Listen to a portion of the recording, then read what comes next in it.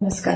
लहान मुलांच्या बाबतीत एक अतिशय सेन्सिटिव्ह टॉपिकवर आज आपण बोलणार आहोत. पेरेंट्स येतात आणि सांगतात की मॅडम आम्ही आमच्या इथे कोणीतरी दारावर आलं होतं सुवर्णप्राशन घेऊन आणि आम्ही मुलांना त्यांच्याकडून घेऊन सुवर्णप्राशन दिलं.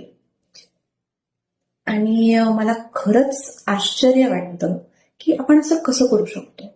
कारण बघा, आपण आपल्या मुलांना हे सांगतो की नाही, अनोळखी व्यक्ती कोणी आले तर त्याच्याकडनं चॉकलेट घेऊ नका, बिस्किट घेऊ नका, किंवा त्याने काही खायला दिलं तर त्याच्याकडनं घ्यायचं नाही. आणि आपण एखाद्या अनोळखी व्यक्तीकडनं, ज्याचं नाव आपल्याला नाव माहिती आहे ना, गाव माहिती आहे ना, त्याचं प्रोफेशन माहिती आहे, अशा एखाद्या व्यक्तीकडनं त्याने म्हटलं म्हणून आणि स्वस्तात मिळतंय म्हणून एखादी गोष्ट घेऊन ती आपल्या मुलांना द्यायची. असं आपण कसं करू शकतो? 2 मुद्दे मला सगळ्यात जास्त खटकतात. त्यापैकी एक म्हणजे, एक तर सुवर्णप्राशन हा ट्रेंड नाहीये. सुवर्णप्राशन हे शास्त्रोक्त औषध आहे, जे आयुर्वेदाने वर्षानुवर्षापूर्वी सांगितलेलं आहे आणि जे शास्त्रोक्त पद्धतीने बनवून, प्रॉपर वैद्यांकडनं बनवून त्यांच्याच हाताने दिल्या जाणारी गोष्ट आहे.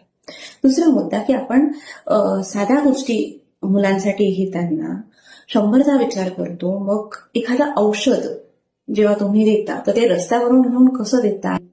निदान स्टँडर्डायझेशन टेक्निक्स तर सोडून द्या, म्हणजे ते व्यवस्थित बनवलेलं आहे, शास्त्रोक्त पद्धतीने बनवलेलं आहे की नाही हे तर सोडून द्या, पण निदान ते हायजेनिक आहे का, इतका तरी विचार करून आपण एखादी गोष्ट मुलांना दिली पाहिजे. त्यामुळे प्लीज मुलांच्या आरोग्याशी अशा पद्धतीने खेळू नका, प्लीज.